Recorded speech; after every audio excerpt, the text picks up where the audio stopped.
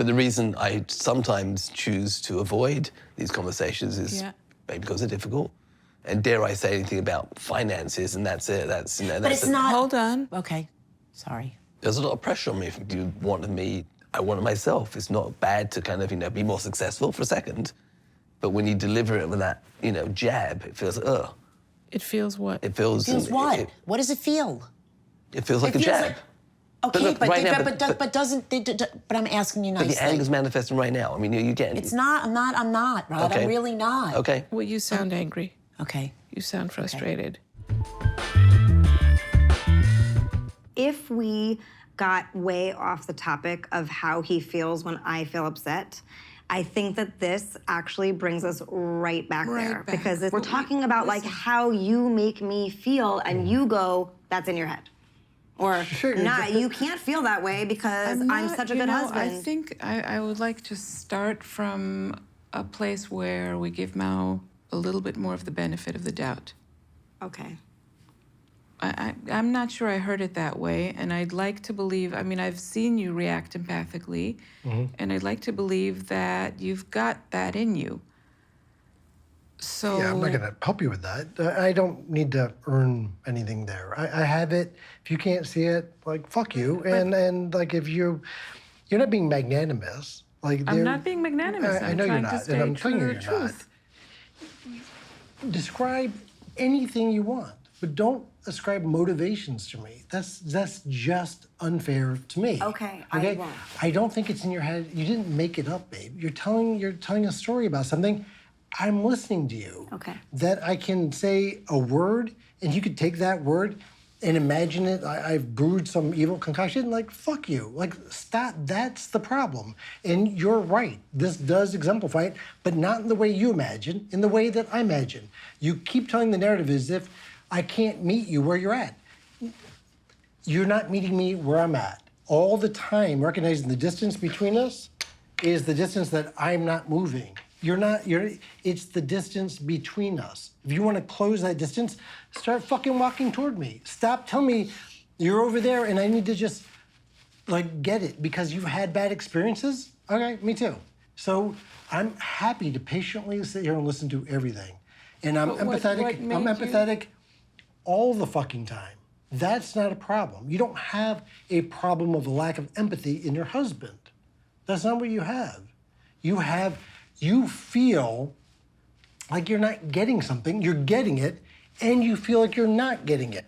But I can only give you it, right? If you don't accept it, it isn't something else. There's not something else, there's not a magic ingredient missing. The grass is not greener. I can't do it while tap dancing.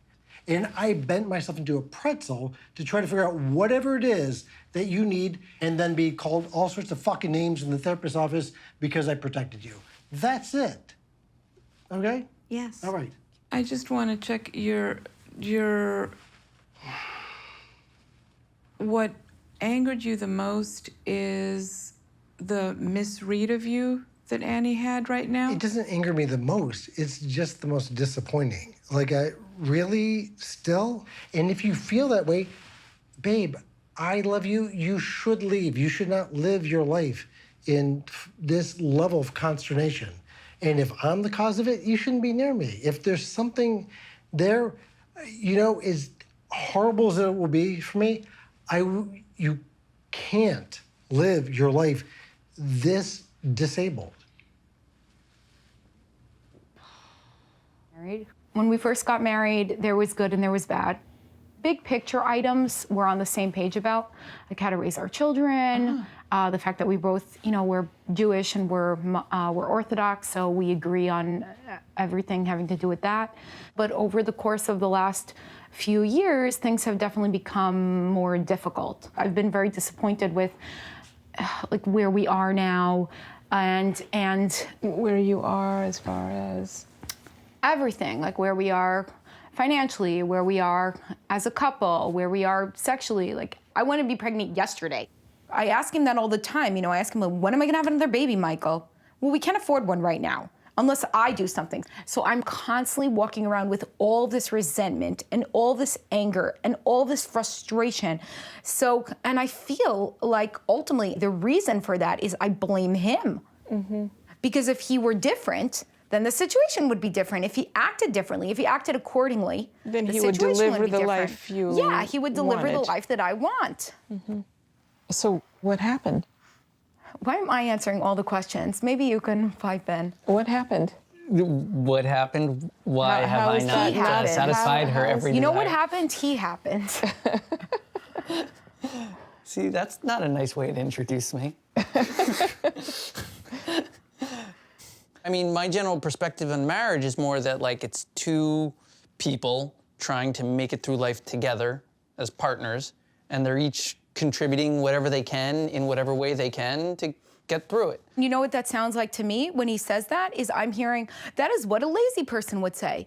Oh, you know what it is? It's that every individual, it's like a socialism, right? So we're in a socialist cooperative now. And every person has In the to case contribute. of marriage, I feel like socialism Yeah. isn't the worst model. I'm sure you feel that way. People Every person share has equally, to contribute they all equally. benefit. Can you It's, both I'm the slow it down? person that's screwed over by it because Just to I'm the clear the person way, that's my contributing response. on every front Michal, so hold much on. more than you are. Just to be clear, that's total nonsense, No, right? it isn't. One second, I'm not doing anything towards improving our future?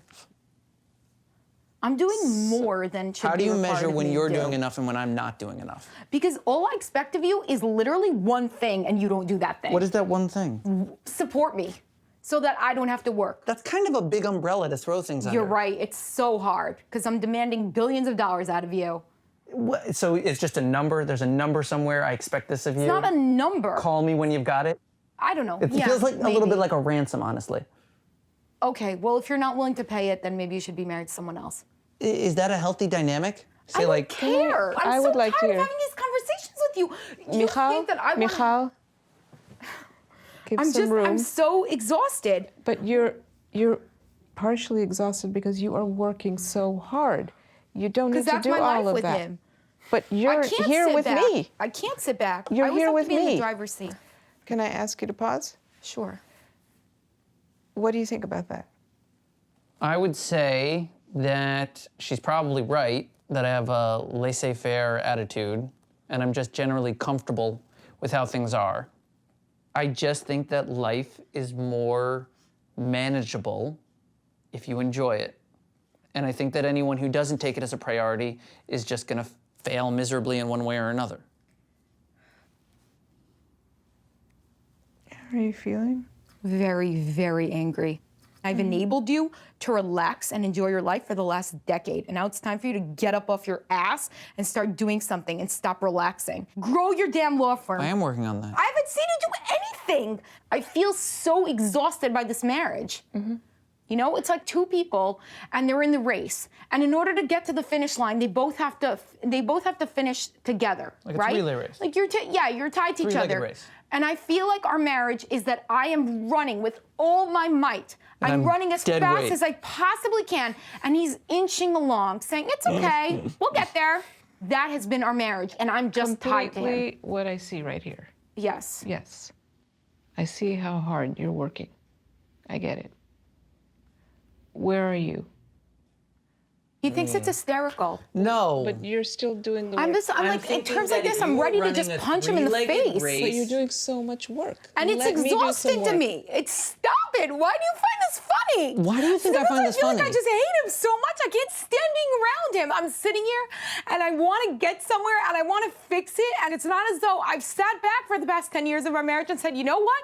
I want more children, so I'm just going to sit around on my ass and eat bonbons and pop out kid after kid, and you figure out a way to support them. I've been there with him. I've been doing everything that I need to do. And what is he doing? He's laughing. He thinks that this is funny. I'm so tired of it. I get it. I get it. It's like, what is even the point? What's the point? Can you let me do some of the work and you relax? Yeah, okay. So, how are you feeling when Michal is saying these things? She's not wrong. Like, she's aware of the facts as well as I am.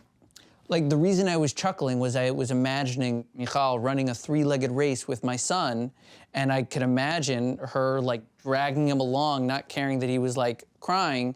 And I feel like, yeah, I might lose the race if I ran with him, but I think he'd enjoy it more.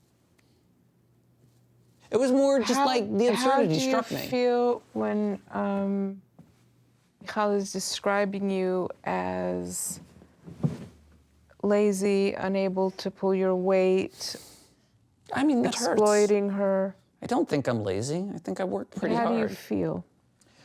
I don't like that it hurts her, but I do like that she provokes me to do more and be better. So there's something about this dynamic that's working for you. Right, and that's probably unhealthy for me to just be like, well, that works for me. What I'm trying to decipher is whether there's something about this kind of dynamic of being provoked that is enjoyable, pleasurable to you, or are you actually humiliated, or both? I wouldn't say that it's pleasurable. I'd say that it's useful. She's really well behaved when she's here with you. She listens, and I feel like there's an actual dialogue, and I feel like even when she's talking about her feelings, she communicates in a more effective way. But whenever we try to do it on our own, it's completely different. Do you understand what Will is saying? Yeah. I call bullshit. Okay, but that's exactly the opposite of what I'm asking you. So let's just This is note. why I don't tell you anything. Because Right. So according to you, everything I say, Yeah. everything So- that comes out of my mouth is bullshit. So why bother? Okay, well Right, then so don't we'll- then. Then shut up. Because I'm you're sorry. What is this? he likes to think that he is this person where, I'm trying to communicate, I'm the peacemaker and blah blah blah. He is not. He is not. Okay, so do you want to do therapy? I thought that's what we were here for. Okay, so abusing each other is not therapeutic. Exactly. So Yeah. don't. I'm trying not to, which is why So, I'm ping, on my best ping, behavior. Look at me. I am looking and at try you. to follow my advice. Okay. What you're doing right now is destructive. It's not therapy. So just don't do it now. I understand his frustration With with me. I understand that he doesn't know how to handle it when I get angry because he just sees the anger and he doesn't see what is underneath it. in previous therapies, when you got to this point, what happened? I'm not sure we've gotten this far. We were allowed to kind of just fight with each other to the point where That's the not person's helpful. just like, okay, well, Yeah. what do you want to do? At one point, I'm just That's not what happened. Is the therapist said something you didn't like, then she gets triggered and she blows up, and we fire the therapist. So we still haven't figured out what I'm doing to trigger, like what that trigger is and what I'm triggering. So let's try. So I guess it all goes back to just being acknowledged as someone important in his life, right? And I think, a lot of that goes back to my own childhood. Yeah. A lot of neglect. A lot of neglect, a lot of, no one telling me that I was good or smart or whatever. And it stays with you. The way that in which it plays out with us, with the lifestyle as an example, if we're embarking on this together, then we need to be a solid unit. We need to be a team. We need to be partners. But there's a part of me that always feels like, okay, well, I kind of feel like you're using me, right? To enjoy this lifestyle and everything that I need from you in order to feel special, to feel like a partner, I'm not getting. Okay, so we talked about this a few weeks ago when we were talking about the choice to live kind of a non-monogamous Right. life, right? Which is interesting if one of your tender spots has to do with feeling not special, not seen, Right. right? You'd think that if you wanted to really address that fully, you'd want like a super monogamous, tight kind of relationship, right? So the choice to enter situations in which that is at play is interesting, right? That it's Right. like you're, in a way, you're setting up a situation to provoke yourself, which is interesting. It reminds me of what you said about Korea, that in a way you kind of have this, you orchestrate a certain plan, and then you set yourself up to feel left behind, not Right. thought of. So there is some way that you're kind of unconsciously creating these scenes for yourself where you get to revisit what has hurt you the most.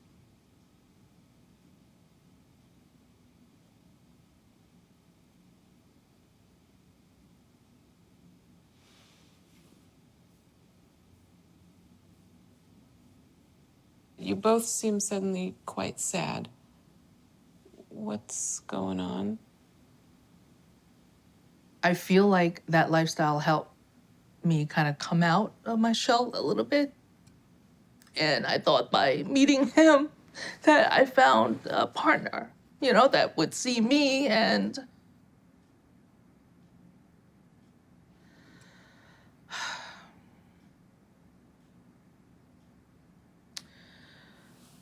I think what makes me sad is I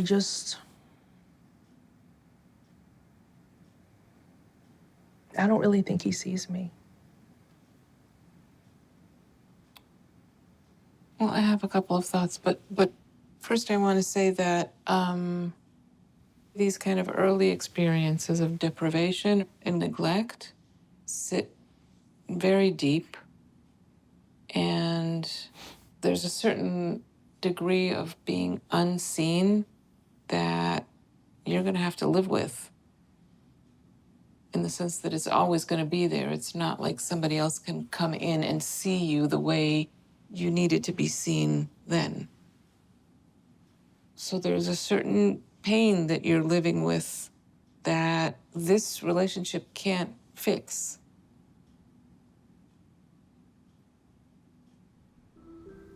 I got, for our family, like a calendar, a whiteboard calendar, so that we can really keep track, because everyone's schedules is getting kind of crazy. And so everyone is a color, okay? Nice. So I said, Magnolia, pick your color. Vienna, pick your color. And then I said, Josh, pick your color. You can be any color. I don't know, should I be green? This is Josh speaking? Yes. I don't know, should I be blue? This is hard. It's hard for me to pick a color. And I said, I just need you to pick a color so that I can do what I need to do for our family. And then he said, fine, green. And then he excused himself to go downstairs. And I went downstairs and I said, are you okay? And he said, I just needed a moment. You're laughing? It's a fucking dry eraser color. Well, I know. I actually think I said I don't care whatever color you want. I think is what I said, and you were like, no, I want you to choose. And then I was like, Because I don't want to. That's extra work for me that I don't want to have to do. Purple. I'm thinking He green or should purple. just. But it's hard to choose between green and purple. Why can't you make a choice? Why? I mean, look where it got us when you couldn't make a decision about whether we should have a third child or not. Can you, I mean, we can go back to the markers, but can you fill me in on this? We talked about if we should have a third child or not. Who was saying what? I was saying I wanted to. He was ambivalent, but as we've talked about it further, was afraid to tell me no, or afraid to say, we need more time to think about it. He just didn't make a choice. Wait, tell me your version of the story. Well, this also is when when I first got emotionally involved with this person about 8 years ago.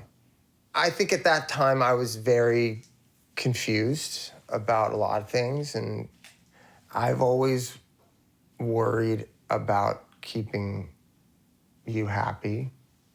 I think probably at the time I knew it was something that was important to you. So it didn't feel like my question mark about it was stronger than how you were feeling.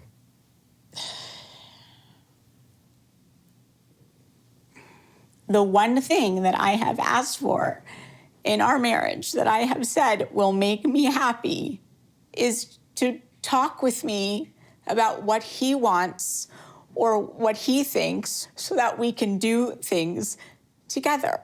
I just want him to include me in his questions. I don't need him to make a decision. I just want to be included.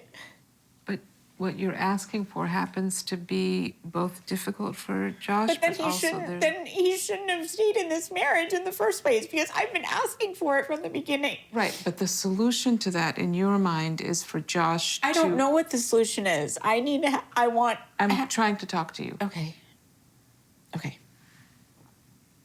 So you have a very clear, intense idea about what you need, which is to say, you want there not to be kind of a side stream where Josh lives separately, maybe in a somewhat vague state, while trying to make you happy. But the solution is not simply getting what you need. Mm-hmm.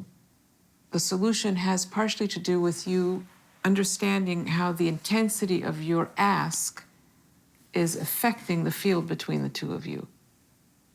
But when will it become a conversation of, okay, well, but you have to look at the way that Molly engages in conversation or what she needs. I just feel like...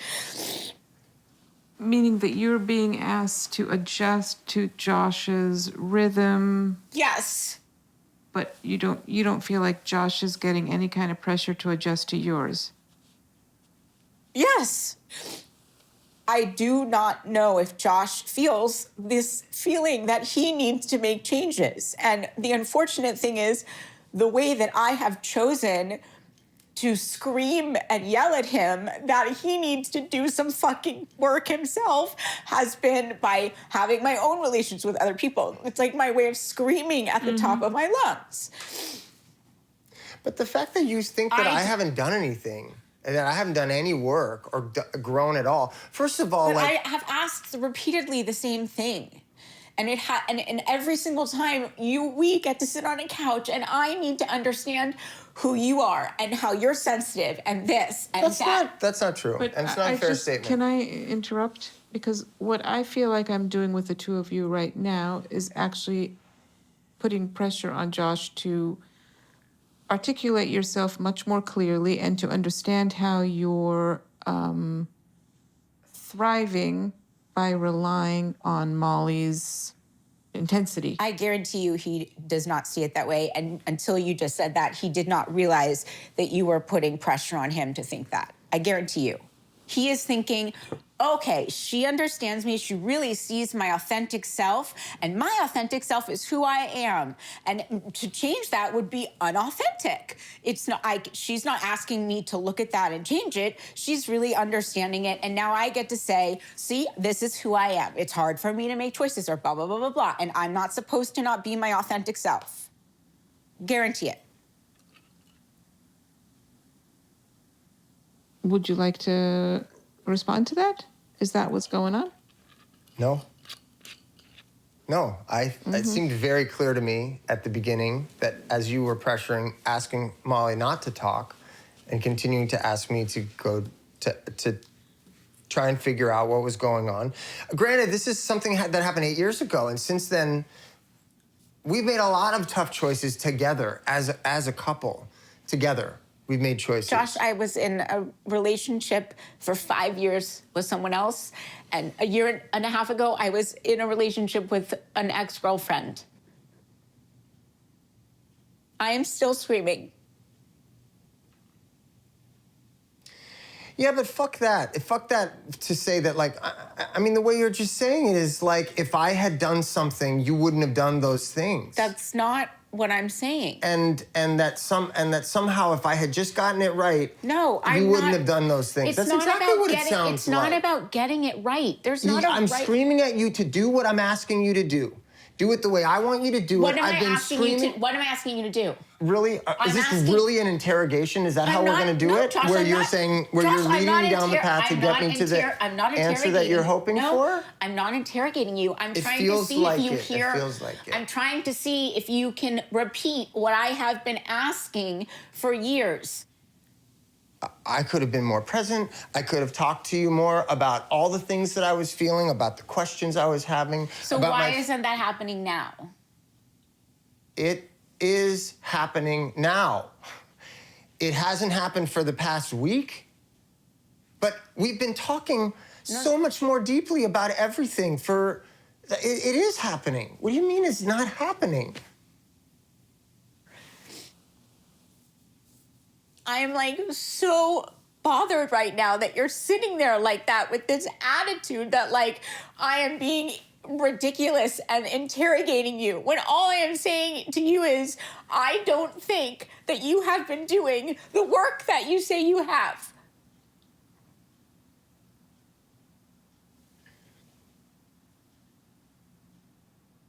Okay, we're gonna have to stop because we've run out of time. And hopefully we can pick up from here.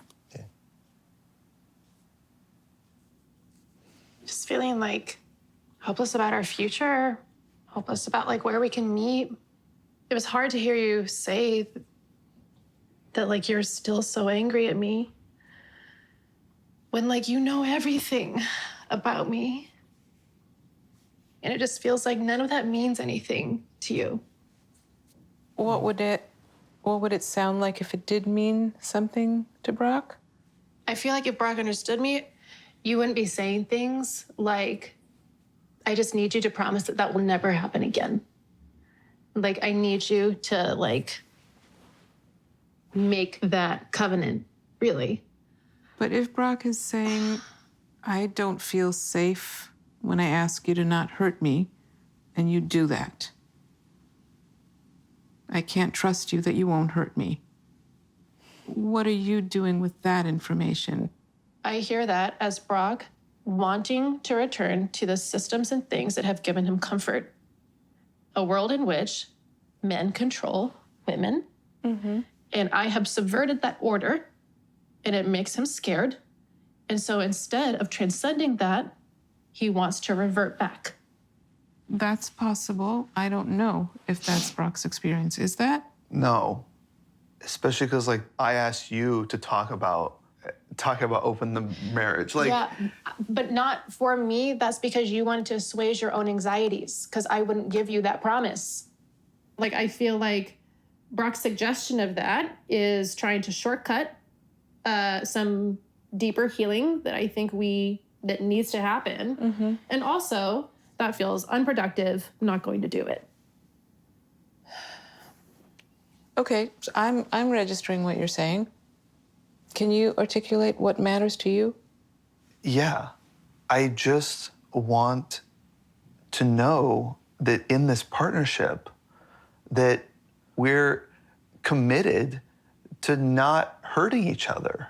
I refuse to commit to that because that's not what a partnership, But then that's not a partnership I want to be okay, in. fine, then you want a partnership that doesn't exist. You want a mirage. How, what are you, like, you don't want to open the relationship, and yet you don't want to commit to me, and that Because makes me anxious. I'm trying to be honest. I'm trying to be honest. I'm trying to move towards a new way of thinking about partnership with you. What does your new version of the partnership look like? You keep talking about transcending to something else. What is it? It's fluid.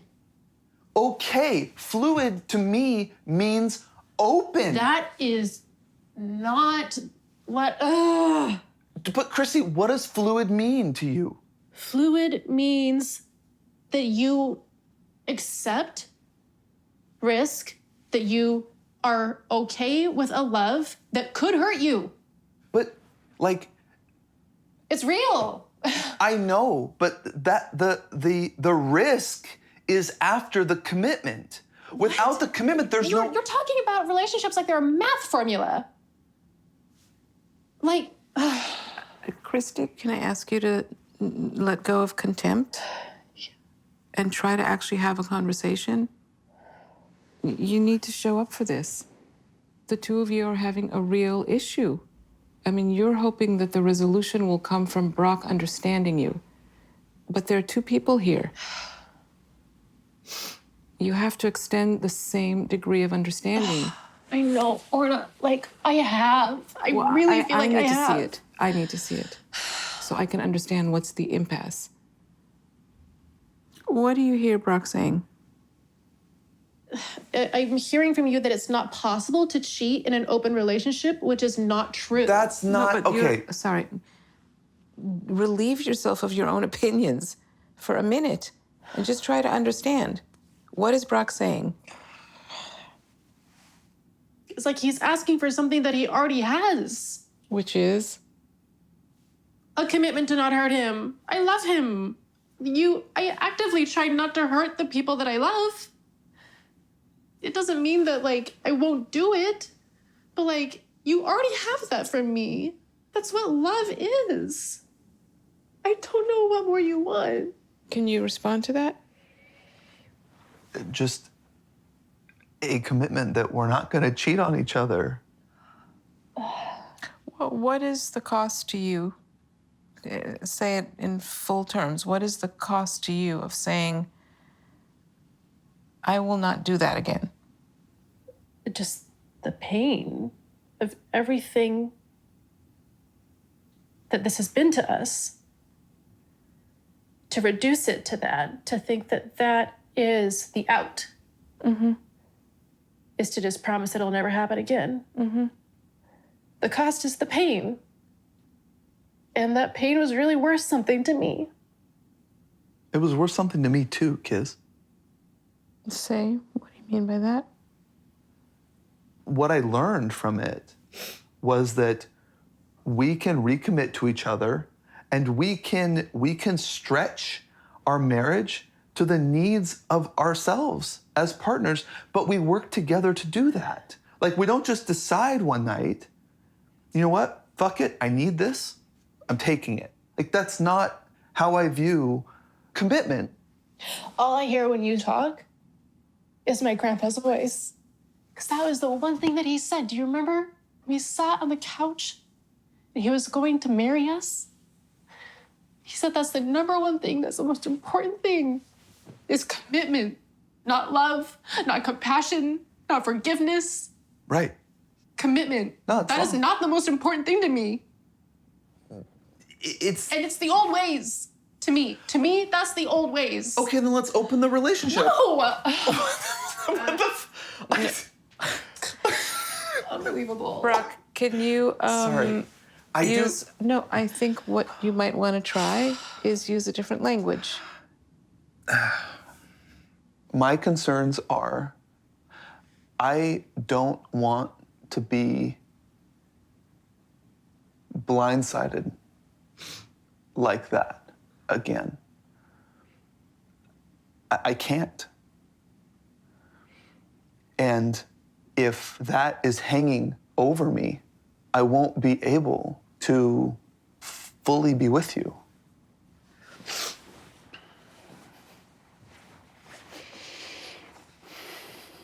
Well, I won't make you that promise again. So I guess we're open and you can do what you want. I won't make that promise. Okay. That's So fine. do what you want. What does that resolve? That resolves for you, Brock? I don't know what it resolves. The reason that I wanted an open marriage is because she's not going to commit to me. So I am not going to promise to her. Right, that's what it sounds like, that it's some kind of, I don't know, secondary deal Kind of. that none of you will be happy with. Probably. It's a great win, isn't it? You know, this dilemma between the need for predictability and safety that you're each expressing in your own way, and the need for some kind of freedom is always there in a relationship. And there's some way that your histories and the way the church lives there that is making it very difficult to sit in a place where you're each owning both sides of it. It gets repeatedly split between the two of you.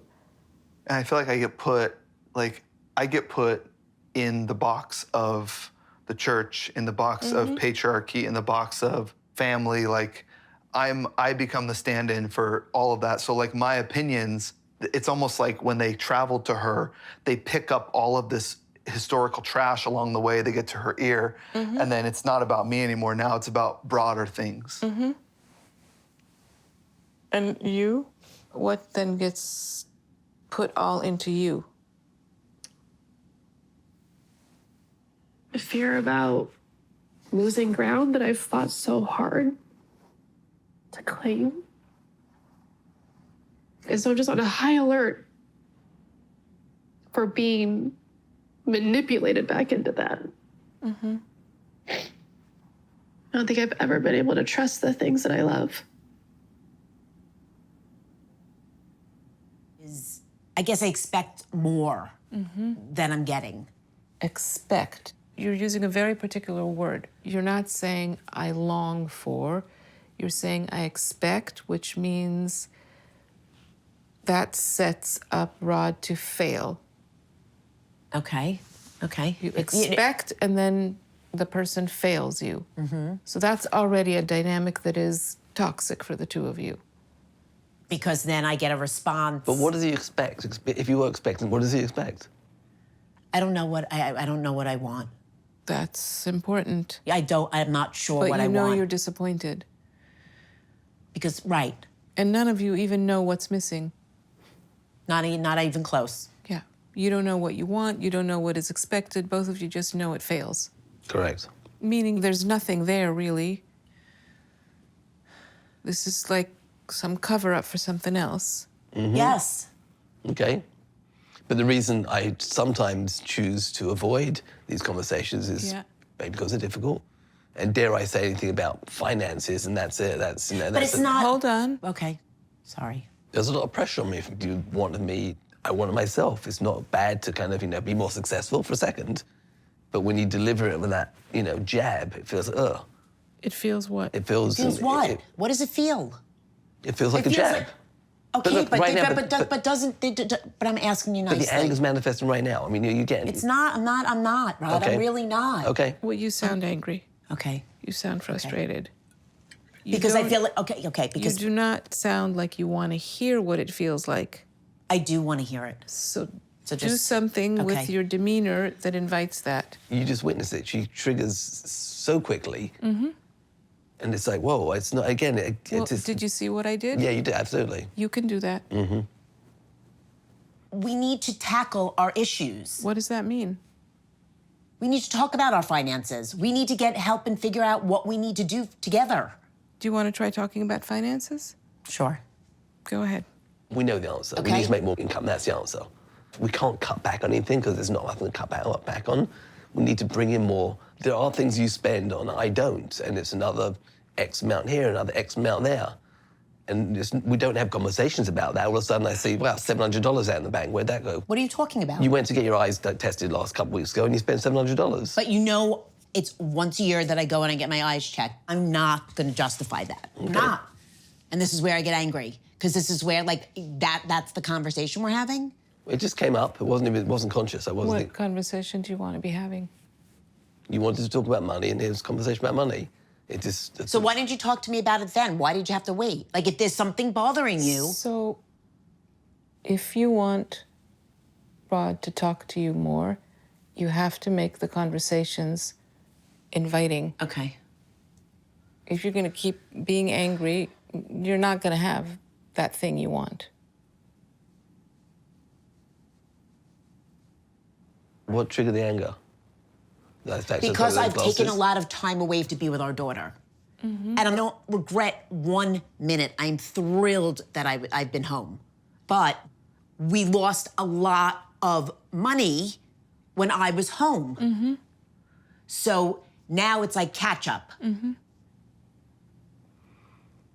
But it sounds like you were regretful for the last decade. And then when he says something like that, I'm not interested to talk to him about it because like because it is so, it's so condescending. You're in a job, so I'm frustrated. Mm-hmm.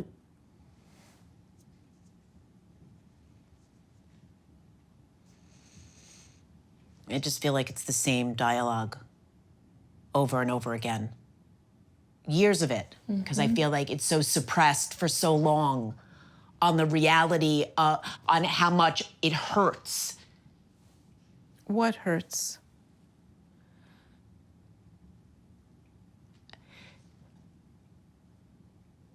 I don't know what I'm saying. I don't. I really don't. Agree. I really don't. I don't know how to communicate. I don't know what to say. I just think that you can apply yourself so much more, and you don't. And maybe this is who you are. And like, this is who I am. Anxious and angry over performance. Over whose performance? Rod's, because I didn't have a performance. I took too much time off. And that's what I'm angry at. I'm angry at myself. Yeah. That's it. I mean, that's so honest. I can't be any more honest. And yes, I expect a lot from you. Over the last decade, that's how old her daughter is. I've stepped What did you just hear Allison say? But he didn't. Okay, Hold on. sorry. What did you just hear Allison She's say? admitted that she's upset with herself for taking so much time off. Yeah. And that's obviously, true and deep. And hard. Yeah. But I didn't acknowledge that. I heard it, but I didn't acknowledge it. Right. But also because of that, we have an awesome kid, and you're an awesome mum. So you have to also give yourself a pat on the back for, it might not be in the bank, but it's certainly in life experiences. That's great, but not the point. Yeah. Thank you. No, it's not. Doesn't feel good.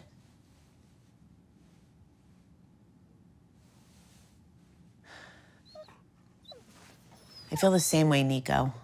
If I could lay on the floor, I would do the same. I would do the same exact thing right now on the sisal rug. I would lay right like that. Now that's how I feel.